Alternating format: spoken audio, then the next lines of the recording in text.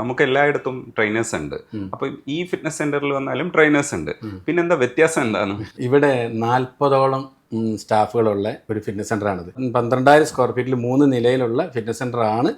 പക്ഷേ ഇത്രയും സ്റ്റാഫിൻ്റെ ആവശ്യം എന്താണ്? എനിക്ക് വരുന്ന ഓരോ ആളുകളും ഒരാളും അവിടെ അനാഥരാകാൻ പാടില്ല.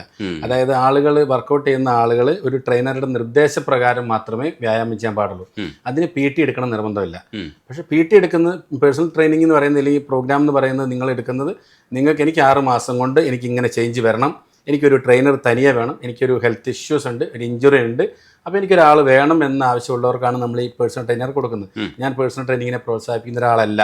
കാരണം നിങ്ങൾ വരുന്നത് എൻ്റെ അടുത്തൊരു സർവീസ് ആവശ്യപ്പെട്ടാണ് വരുന്നത്.